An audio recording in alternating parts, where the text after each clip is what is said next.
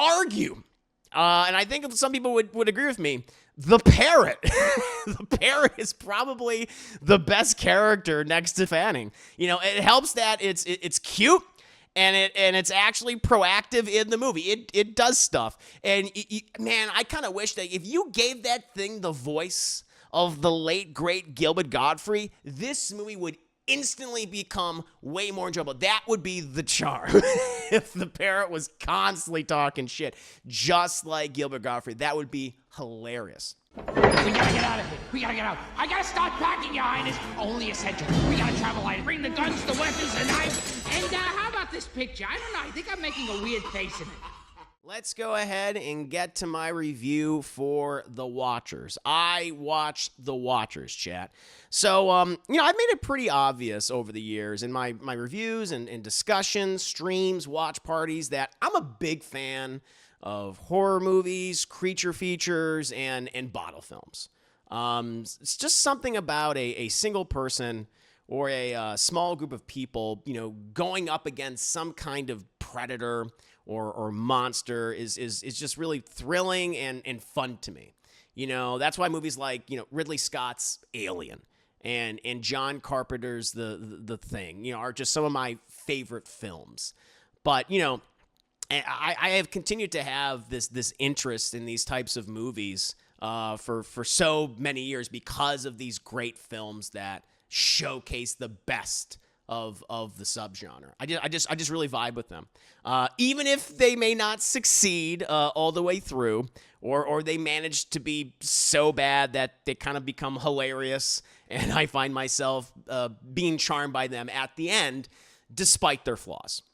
I can list just, so many examples of those types of movies. More recently, one that we all watched together, The Day of the Animals, is a perfect example of that. Like, it's a really goofy movie. Some would say it's bad, but it just has this charm to it, chat. For all of its cheapness and bad dialogue, it will throw in a scene like Leslie Nielsen ripping off his clothes and fighting a grizzly bear. Like, that's the charm I want,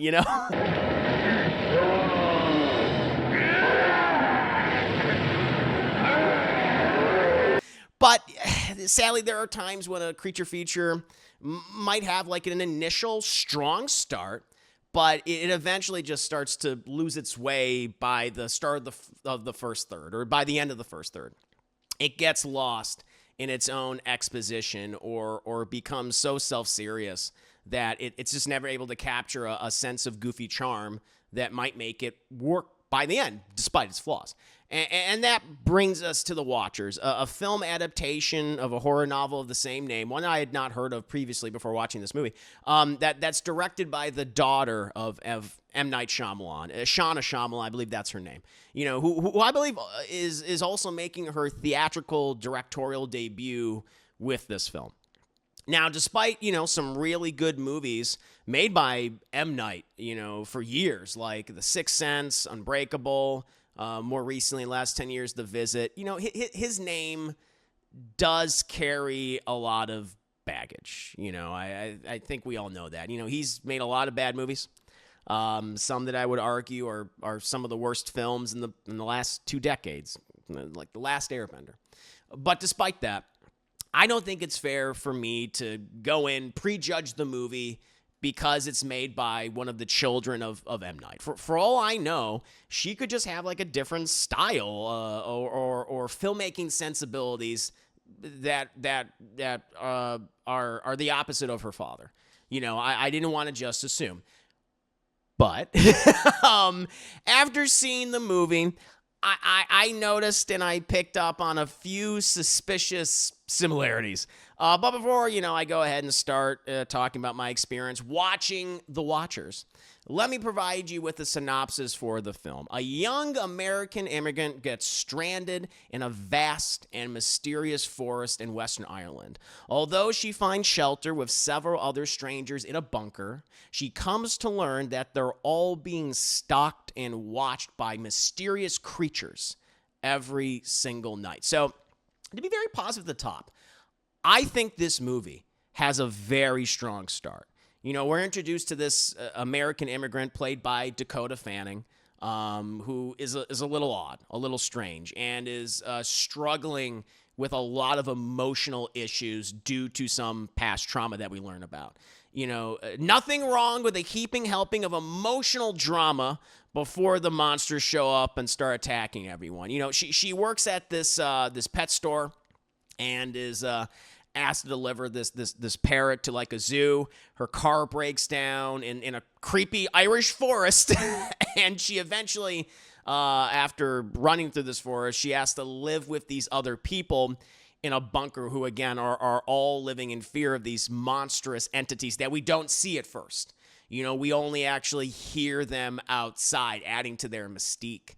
She and the others are given the rules as what to do to appease these monsters, as they just kind of live out this menial, practically hopeless existence. They establish, I think, a very good setting in and outside the bunker. The cinematography is moody and very atmospheric, very creepy. The film throughout, not just in the first third, but throughout, I think features some fantastic sound design, and it has a really good score. A lot of string instruments, which I thought would add to the creepiness. Plus just the mystery of what is actually going on is intriguing. What's really happening? Is it something fantastical, or is it something more grounded and real, and is just seemingly made to be more fantastical? The problem is that by the time we get to the second third of the movie, you realize that these supporting characters outside of Dakota Fanning are not really all that interesting and aren't given anything to do outside of delivering exposition. And you're with them throughout the entire movie. And I don't think they get any better. Outside of Fanning, this film stars some recognizable people that I even liked. Like in previous films, it stars Georgina Campbell, which is maybe a name you don't know off the top of your head, but she previously starred in Barbarian. She was the female lead, and she was awesome in that movie. She's kind of like you would argue the heart of the film, and she's just given nothing to do. Which is sad because she was so great in that previous film that I saw her in. Yeah, and you also have, I'm sure I'm mispronouncing this actress's name, Olin Fourier, and you've seen her in some other things. I think the last time I saw her in something, or like another big horror film, it was the Texas Chainsaw remake, prequel, or I guess just sequel. It was like it ignored all the other Texas Chainsaw sequels, and like most of the Texas Chainsaw films do, and establish like a new timeline. So I guess technically it's the direct sequel to the original movie, and she plays the older survivor of that original movie. She's in it for like 10 or so minutes. She's pretty much what I forget what her name is in the movie, but I pretty much just call her exposition grandma, because that's what she does. She's a grandma, and she's giving us heaping helpings of exposition. Like anytime something's weird or we don't understand something, she just comes in there and drops some knowledge, quite often, to explain away some of the mystery that is at least initially intriguing. No one really felt fleshed out to me in this movie, and there was just a lack of interesting dynamics or really relationships between any of these characters, between anyone. I would argue, and I think some people would agree with me, the parrot. The parrot is probably the best character next to Fanning. It helps that it's cute. And it's actually proactive in the movie. It does stuff. And, man, I kind of wish that if you gave that thing the voice of the late, great Gilbert Gottfried, this movie would instantly become way more enjoyable. That would be the charm. If the parrot was constantly talking shit, just like Gilbert Gottfried, that would be hilarious. We gotta get out of here. We gotta get out. I gotta start packing, Your Highness. Only essential. We gotta travel light. Bring the guns, the weapons, the knife. And how about this picture? I don't know. I think I'm making a weird face in it. Now, even though those are very negative things, I think the thing that bothered me the most was the reveal of everything. Was the answer to to the question, to the mystery, the monsters, why these people are there, and also this big twist. There is a Shyamalan twist in this movie, like daughter like father. There you go. And you see this twist coming before it even happens. Perhaps in the book, it comes across better. But we come to find out that we learn what these monsters actually are, how these people are connected to them. And just the execution of all these things just weren't very impactful or exciting. A lot of this is sadly done via some archived footage that some of the characters find at one point in the film. And it kind of just becomes you watching a video of a person who spent their time watching these watchers. It just saying it sounds silly, and it gets silly, but not in a fun way.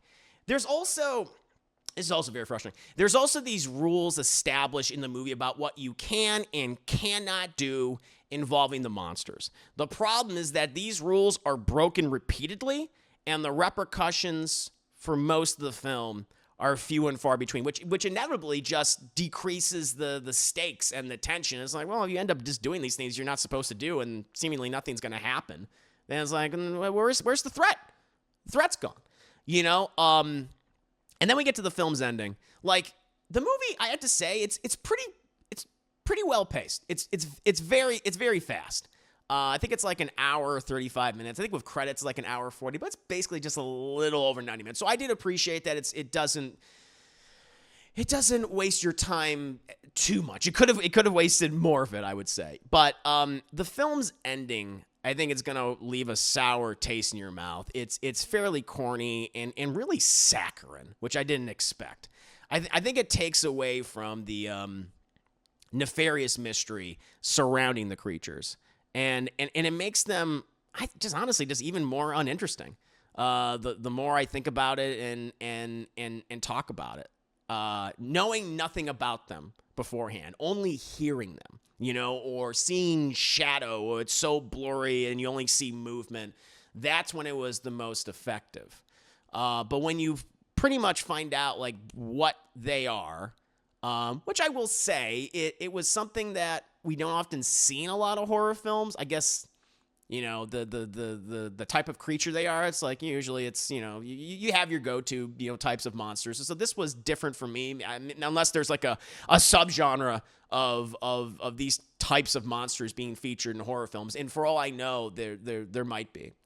But by the time you figure out what they are, when they tell you what they are, it's just like, oh, really? It's kind of, I don't know, it's kind of lame to me. I prefer not knowing what they are.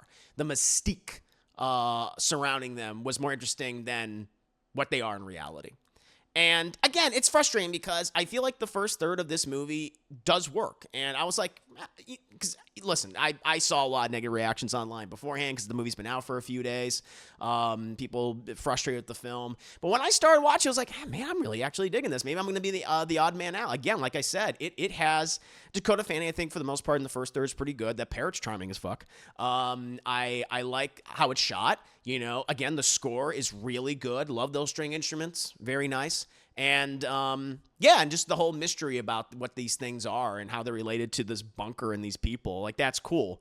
It's like, it just has this untapped potential, and the premise itself is more interesting than anything that is expand upon later on. I'm not ready to like write off Ashana Shyamalan like now. I want to see what she does next, but this was a movie that I feel like really lost its footing way before we even got to the end, and it was just never able to recover. It never was able to, even despite its flaws, it was never able to find something and grab hold of like a charming aspect that was like, all right, well, this is keeping me going at least, and then maybe at the end they can kind of have it all come together. But it didn't have that, and that was disappointing. Which is too bad because I was really digging that first third. And so I don't think, because I know some people have been saying that this is one of the worst horror movies this year. I've seen some fantastic horror films. I've talked about them before in past reviews and just in conversations and discussions. You know, again, stuff like Out of Darkness, The First Omen, which was such a huge surprise to me. Abigail most recently, the Late Night of the Devil, which is one of my favorite horror films, one of my favorite movies this year.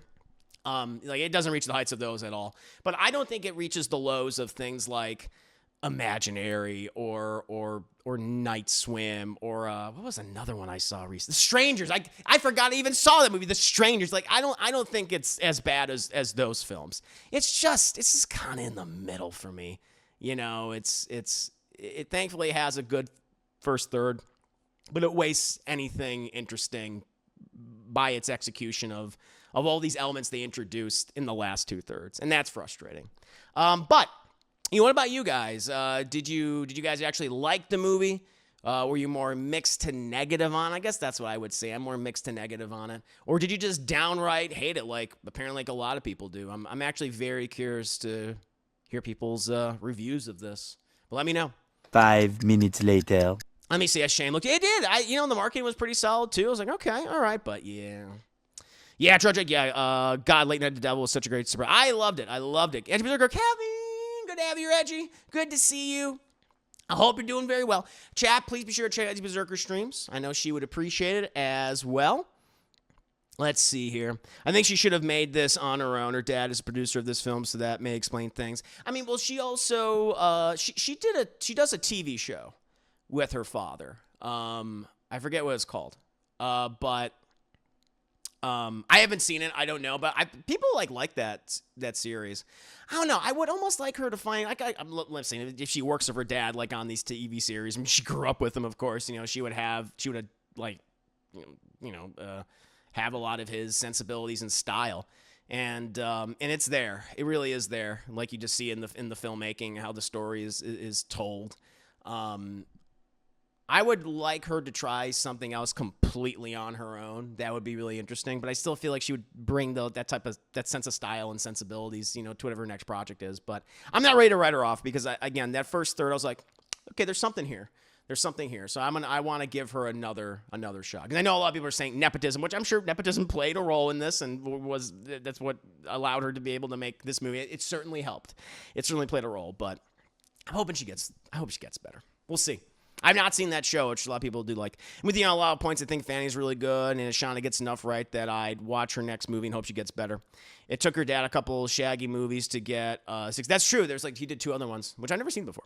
So maybe she'll follow suit, but it gets kind of dull after a point. Yes, the dialogue's mostly exposition. Yes, and the ending is quite late. I did not like it. I don't want to spoil the ending, but I was like, really, that's what we're doing? Okay. No, she does. Yeah, her cinematographer.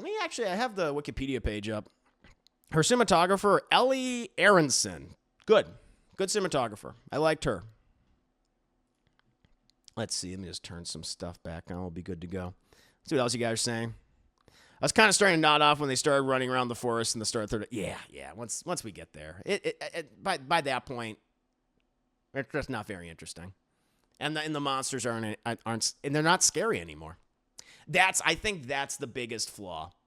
That's the biggest flaw to me is it gets to a point where the monsters themselves, I won't say exactly what they are, but they spell it out for you. You know exactly what they are by that point. Once you learn what they are, where they came from, and life is delivered in exposition, you're just like, you just don't really care. Yeah, the effects of monsters are pretty wonky too. It's the kind of thing where it's better to not show them.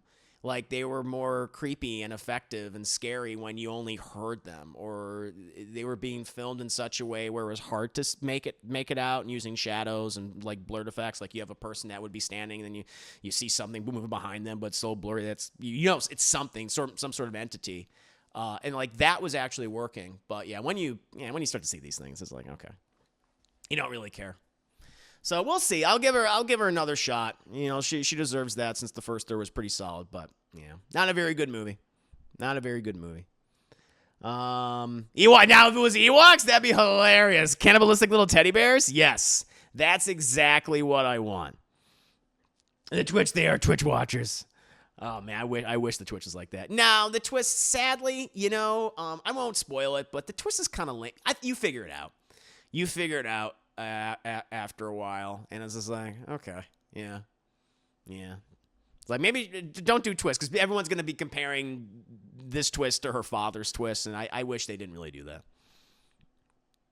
Yeah. Is the dialogue wood and non-human like an M. Night or different? It's the issue with the dialogue is that so much of it is just exposition, and it's just not very interesting. Like, I really would have, like, we find out a little bit more about the characters, but it doesn't create a fun dynamic between anybody, or one that's kind of like tense or scary. You know, you can kind of segment each character into a specific, like, personality, right?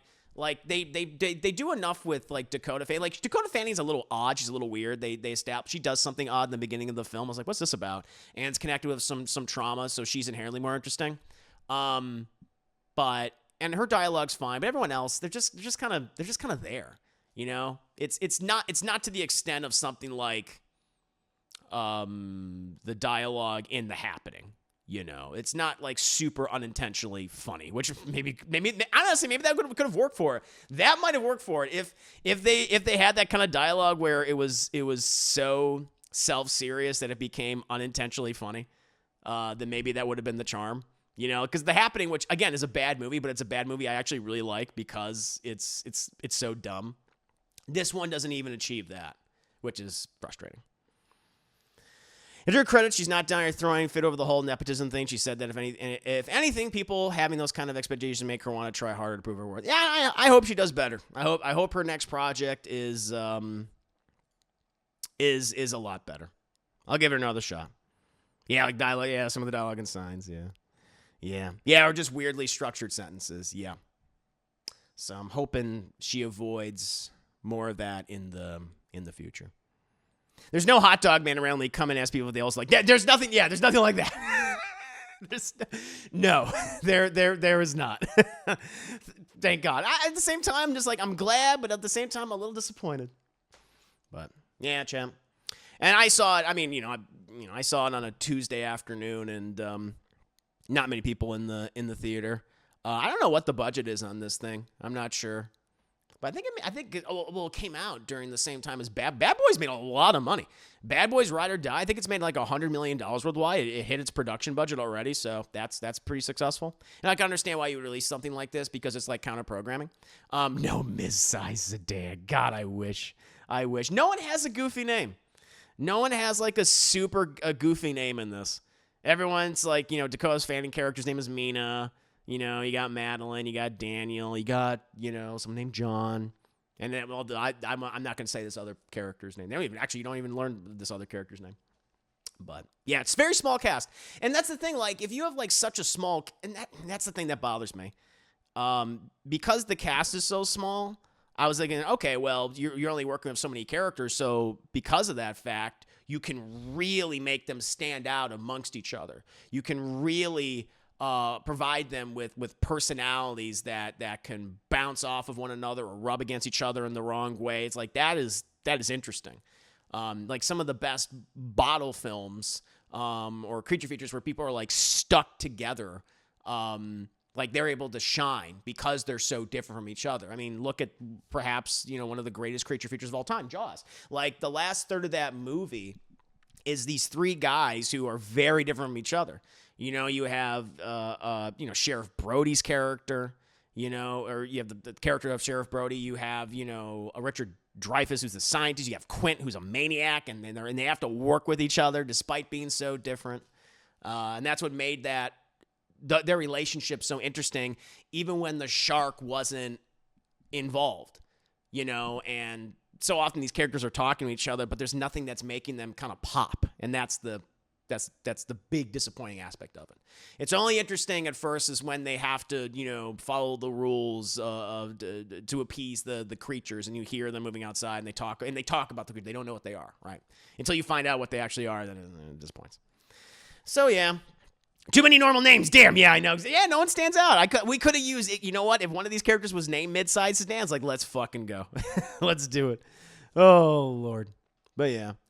I doubt it was that much higher than her dad's last couple movies he paid for this one, too. Yeah, right. Yeah, I don't know. Oh, I guess $30 million. Warner Bros. Pictures paid $30 million to acquire the Watchers and release the film in the United States. So I guess we don't know the budget, but they paid for it. Interesting. So there you go. At least this is on Wikipedia. Yeah. Nah, disappointing, chat. Oh, well. We'll see you at the next one. But now, my friends, let's go ahead and actually react to some trailers. Let's do that right now. I'm going to close a few. Got too many tabs open. Let's do it. But I don't think the budget for it was $30 million. They just paid, like Warner Bros. Paid for it, which that's a lot of money. That's a lot of money for this movie. I don't know. We'll see. I guess I'm curious, like, does the Shyamalan, I wonder if that's just the Shyamalan name, you know, what emotions does that engender with, like, a mainstream audience most of the time? Because, again, I think there's a lot of baggage attached to it.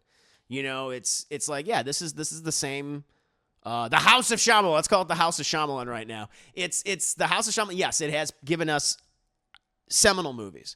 I think The Sixth Sense is one of the defining films of the 1990s. It ended that particular decade very, very strong. It deserves its praise and accolades and everything. And I really like that film.